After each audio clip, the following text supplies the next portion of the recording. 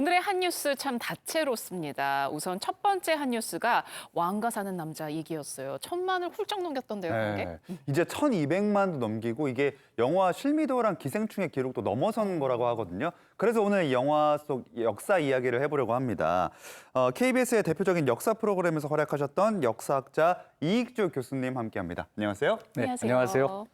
자, 아무래도 역사학자시다 보니까 이런 영화나 드라마, 사극 관련된 거 나오면 많이 보실 것 같은데 보셨나요, 일단? 네, 당연히 봤습니다. 네. 그런데 제가 역사를 소재로 하는 영화를 볼 때 좀 작은 어려움을 겪는 게 있어요. 뭐가요? 영화를 보면서 자꾸 팩트 체크를 하는 겁니다. 아이고. 저거 아닌데, 저거 잘못됐는데 자꾸 이러고 보다 네. 보니까 영화에 몰입을 못 하게 되는데요. 그러게요. 그런데 이 영화는 제가 좋아하는 유해진 배우 나왔잖아요. 유해진 배우를 따라서 울고 웃으면서 정말 재밌게 봤습니다. 1,000만 넘을 만하다 이런 생각했는데요. 네. 그런데 영화를 보고 나서 드는 생각은 좀 더 좋은 영화가 만들어지면 어떨까 이런 생각을 안 할 수가 없어요. 역사를 소재로 영화를 만드는 분들이 좀 역사 공부를 더 하면 그래서 역사를 좀 더 깊이 이해해서 좀 새로운 해석을 하고 여기에 작가적 창의력을 더한다면 더 좋은 작품이 많이 만들어질 수 있을 텐데라고 하는 이런 아쉬움이 늘 남죠. 어쨌든 이런 좋은 영화가 더 많이 만들어졌으면 좋겠고요. 영화를 보신 분들에게는 이 말씀 해드리고 싶어요. 네. 영화는 영화고 역사는 역사다. 네, 영화 보면서 역사 공부했다고 생각하지 마시고 역사 공부는 따로 하셨으면 좋겠습니다. 네. 그래야 영화 만드는 분들의 창의력이 좀 더 자유로워질 수 있어요. 그렇군요. 아무리 사실 뭐 검증을 거치고 한 영화를 하더라도 영화는 영화고 어쩔 수 없이 역사는 역사다 이렇게 강조해 주셨는데요. 워낙 이 영화가 요새 흥행 돌풍을 이어가고 있어서요. 대체 어떤 이유로 이렇게 많은 분들이 찾고 계신 걸까? 흥행 요인 물어보세요. 다 아시겠지만 이 영화는 세조와 단종 이야기를 다룬 것인데 세조, 단종 이런 이야기를 지금까지는 권력 투쟁으로 봐왔어요. 그러니까 지배층에 있는 사람들의 이야기로 풀었는데 이 영화는 영월 군민들, 영월의 백성들의 눈으로 이걸 보고 있잖아요. 이것이 관객들에게 내 얘기 같아 이런 생각을 하게 만든 것 같아요. 내가 조선시대에 태어났으면 세조 한 명이 아니고 네. 나는 영월의 저 백성으로 태어날 거야. 저 백성들은 그때 정치를 어떻게 봤을까? 이런 상상을 할 수 있게 되는 거죠. 자, 권력 투쟁을 보면서 그 왕을 천하게 바라보면서 나도 저 왕도 나와 같은 사람이었구나 이런 동질감도 가끔 느끼기도 하면서 그렇죠. 그 마을 사람들의 그 감정을 내가 함께 느끼는 이런 기분을 갖지 않았을까 싶습니다. 네. 예. 그런데 1,000만 영화라고 하는 것은 이것만 가지고 되는 게 아니고 때를 잘 만나야 돼요. 때를. 지금 우리 사회가 정의에 대한 어떤 감정이 많이 올라와 있는 상태예요. 특히 권력자의 도덕성에 대한 관심이 굉장히 높아지고 있잖아요. 이 점이 이 영화를 특히 젊은 세대가 아주 많이 보는 그런 하나의 요인이 된 것이 아닌가 이렇게 생각을 합니다. 예. 네. 저도 영화 보고 나서 잠을 못 잤잖아요. 왜요? 저뿐만 아니라 많은 분들이 단종 아리를 하고 있습니다. 밥 한 끼 해주고 싶어요. 저도 단종에게. 어쨌든 이 단종의 귀향지였던 영월 청령포 있잖아요. 네. 거기뿐만 아니라 이렇게 그 무덤이 있는 장릉까지 관광객으로 뭐 무척 북적인다고 하고요. 청령포 들어가려면 배 타고 가야 되는데 뭐 2시간 이상 대기는 일반이라고 해요. 다들 기다리신대요. 그리고 영월은 매년 4월에 단종 문화제가 열립니다. 다음 달이면 열리겠죠? 기다려주세요. 저도 갈 거예요. 영화 덕분에 얼마나 또 많은 분들이 모이게 될지 너무 기대가 됩니다. 와, 진짜 단종. 아이고, 고정하십시오, 이제. 아직도 영화에서 빠져나오지 못하고 그러니까요. 계세요. 지금 예. 약간 코끝이 빨개지셨어요. 그러니까 울컥하셔가지고. 갑자기 생각이 나네요. 네. 오. 밥 한 끼 먹고 싶었는데. 네, 아닌 게 아니라 다음 달에 열릴 그 단종 문화제 얼마나 또 많은 분들이 찾으실까 기대하고 계실까 싶습니다. 자, 그럼요. 이번에는 그 영화에 대해서 영화 속에 나오는 이야기들이 정말로 진실인지 팩트 체크해보는 시간 가져볼게요. 첫 번째입니다. 한명회는 단종의 유배지를 답사한 뒤에 직접 결정했다. 영화 속에서 이 한명의 역할을 맡은 배우가 유지태 배우잖아요. 진짜 무섭게 카리스마 있게 나오는데 실제로 저 유배지를 한명회가 결정을 했나요? 한명회가 영어를 선택했다. 기록에는 나오지 않는 이야기입니다. 기록에 따르면 상왕이었던 단종이 사육신들에 의한 복위 운동이 일어나고 자꾸 이 보위를 시키려고 하니까 어디론가 쫓아내야 되겠다 해서 세조가 여러 사람들과 의논해서 노산군으로 강등된 단종을 영월로 내쫓았다. 이렇게 돼 있습니다. 여러 사람이 의논할 때 한 명에도 아마 그 자리에 있었을 테니 의견을 내기는 했겠지만 네. 직접 사전 답사하고 그리고 그 명장면 있지 않습니까? 감당할 수 있겠느냐. 네, 이런 거는 역사적 사실로는 존재하지 않는 거죠. 그런데 제가 이 영화를 보면서 한명회와 관련해서 고증을 제대로 했다 싶게 생각한 게 뭐냐면 네. 한명회의 모습이에요. 외양이요? 네, 한명회가 칠삭둥이라고 하는 건 다 알고 있잖아요. 네. 그래서 대대로 우리 영화에서 한명회를 다룰 때는 뭔가 좀 덜 된 사람. 그 영화 관상에서 김희성 배우가 연기를 하는데 일부러 이상한 모습을 자꾸 지으려고 하잖아요. 그런데 한명회의 실제 모습을 본 사람이 기록해 놓은 것이 지금 남아 있습니다. 네. 충남 천안에 한명회 묘가 있어요. 그 묘 앞에 신도비가 세워져 있는데 한명회가 세상을 떠나고 1년 뒤에 쓴 글이니까 네. 본 사람이 쓴 거죠. 그걸 보면 어떻게 돼 있냐면은요. 네. 얼굴이 준수하고 잘생겼고 예. 체격이 크고 바라보면 우뚝했다.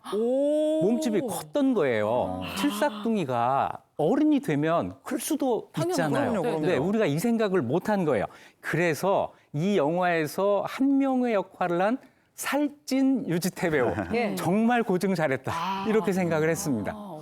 아마 진짜 이 사실에 대해서도 많은 분들이 모르셨다가 이번 영화를 통해서 알게 되셨을 것 같습니다. 네. 워낙에 관심이 뜨겁다 보니까 뭐 영월 여행 가시는 분들도 많고 또 도서로까지 이런 관심들이 확장이 됐거든요. 이 국립중앙도서관 통계에 따르면 영화 개봉한 다음에 뭐 단종, 세조 이런 조선 왕조를 다룬 책 대출이 엄청나게 늘었고 서점가도 마찬가지라고 합니다.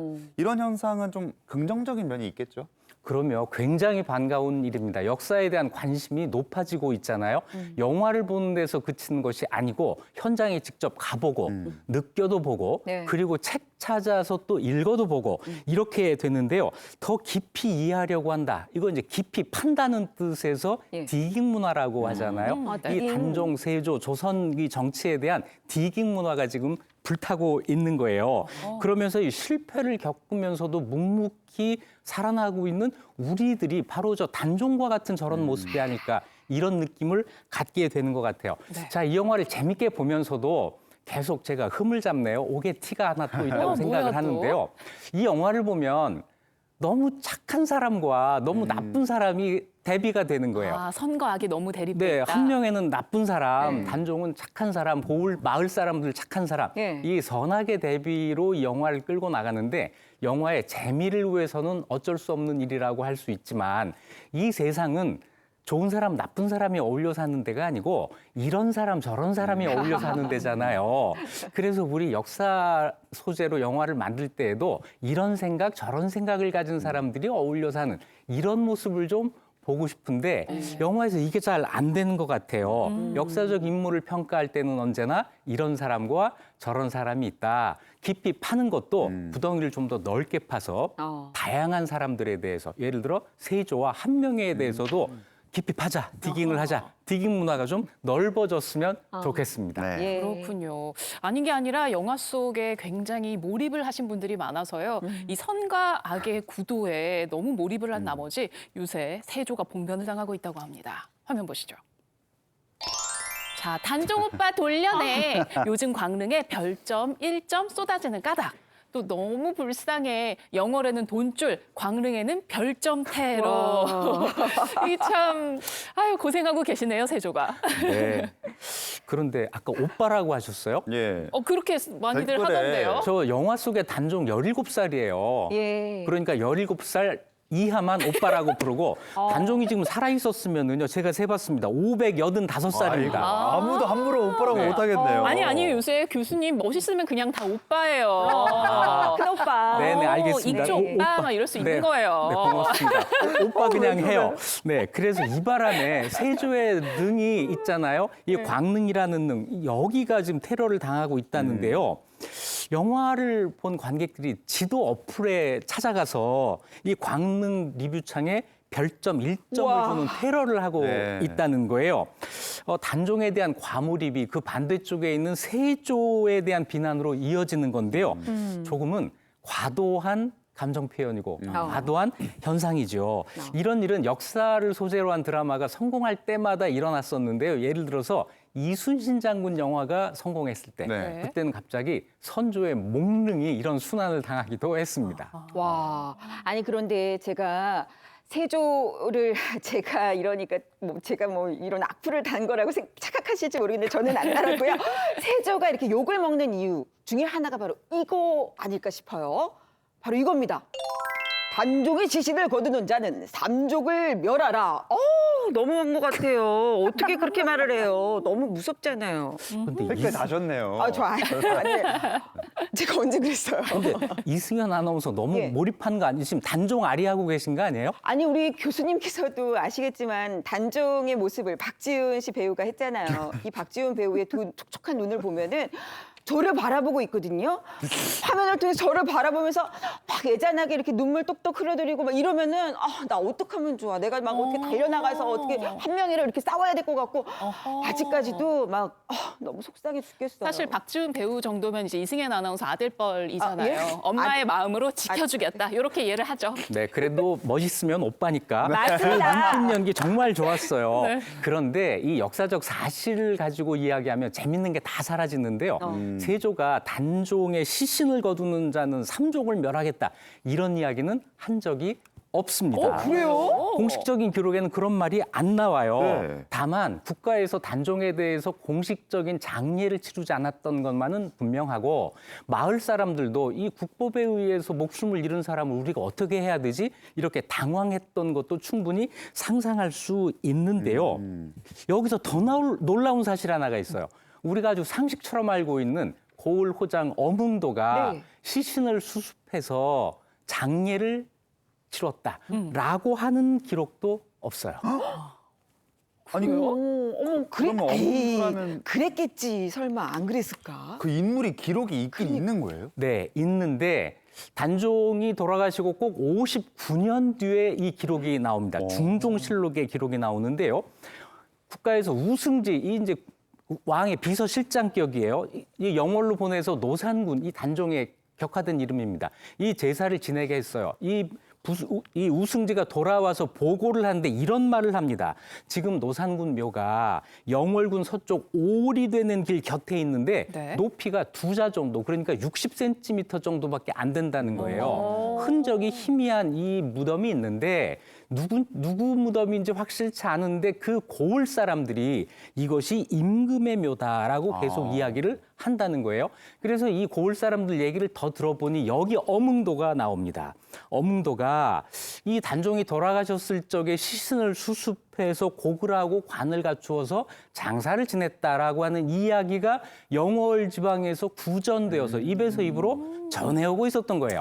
이러면서 어문도라는 이름이 실록에 처음 등장하게 되고 어문도의 그 미담이 공식화돼서 요즘 우리에게까지 전해지게 된 거죠. 그렇군요. 아무튼 이번 영화를 통해서 단종에 대한 관심이 아주 높아지고 있는데요. 생각해보면 단종은 왕으로 태어났는데도 어쩜 이렇게 삶이 힘들고 기구했을까? 참 비극적이다. 이런 생각들을 많이 갖게 됩니다. 자, 근데 이 단종의 비극이 이것 때문이다라는 얘기를 들었어요. 단종 비극의 시작은 세종대왕이다.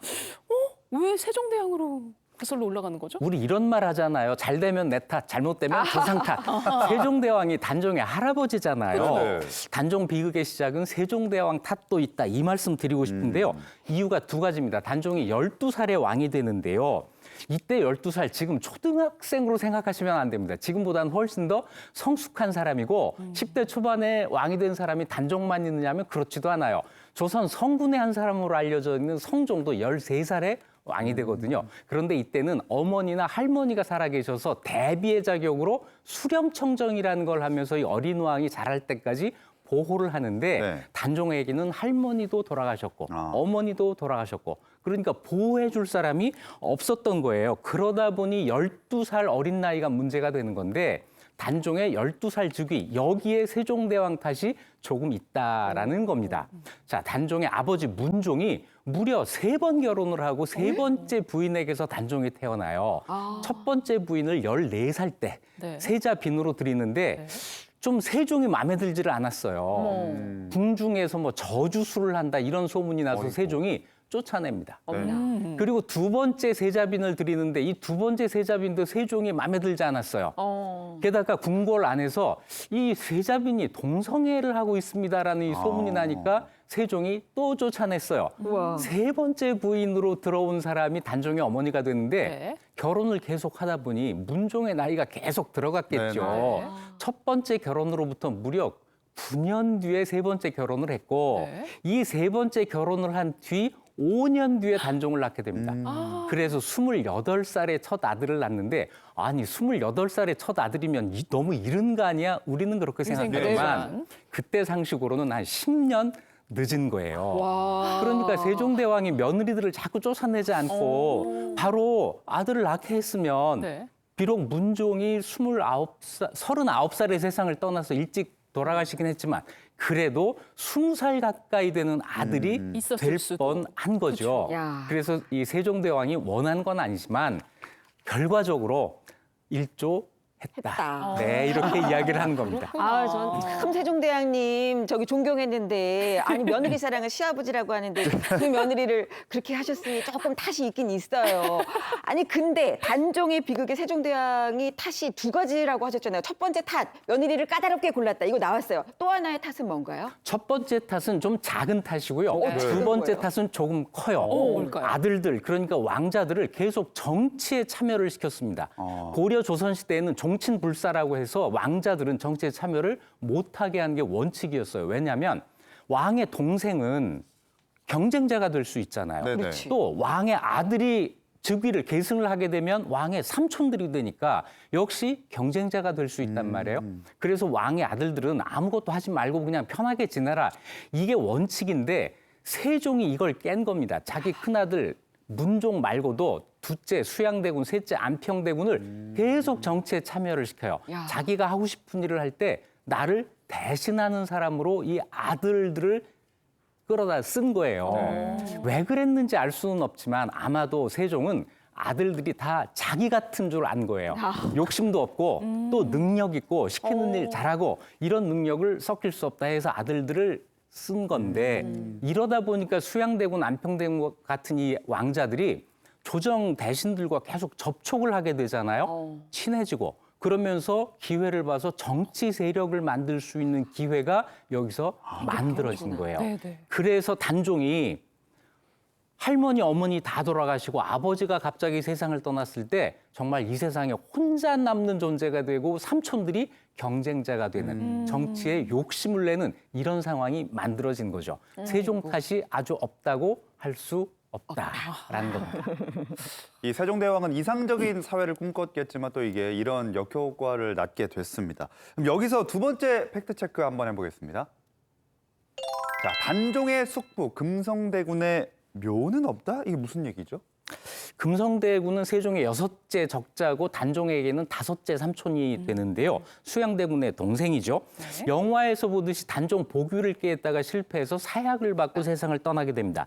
그때 시신을 제대로 수습하지 못해서 묘를 못 만들었어요. 그래서 조선의 여러 대군 왕자 가운데 묘가 없는 거의 유일한 사람인데 지금 경상북도 영주에 가면 금성대군 묘라고 알려져 있는 유적이 있어요. 그렇죠. 그런데 이건 묘가 아니고 제사를 지내기 위해서 만들어 놓은 신단입니다. 그래서 정확한 이름이 금성대군 신단이 되는 거죠. 네네. 자, 그런데 이 금성대군의 진위는 아마 단종을 우회해서 복위 운동을 일으킨 거겠지만 이것이 실패로 끝나면서 단종이 목숨을 잃는 계기가 되고 말았습니다.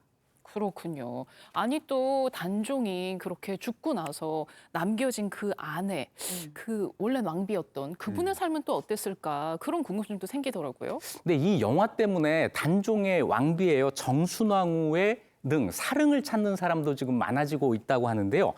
이 정순왕후는 15살 때 1살 연하의 단종과 결혼을 해서 왕비가 됩니다. 그런데 3년 6개월을 같이 살았고 단종이 노산군으로 강등돼서 영월로 쫓겨날 때 이때 부인으로 강등이 됩니다. 자, 단종이 영월로 이 귀양을 가서 유배돼서 거기서 목숨을 잃잖아요. 그렇기 때문에 이게 영영이별이 되고 마는데요. 네. 남편의 죽음 이후에도 고단한 삶이 계속 이어졌습니다.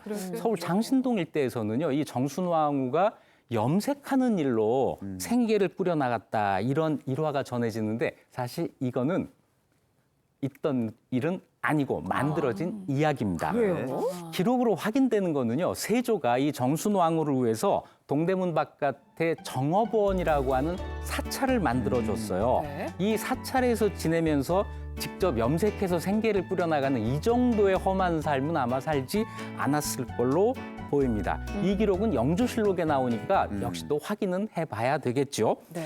그리고 인근 산봉우리에 올라서 동쪽으로 영월을 바라보면서 남편 단종을 그리워하고 또 그 명복을 빌고 이런 일을 계속했다고 하는 전설이 남아 있습니다. 그렇군요.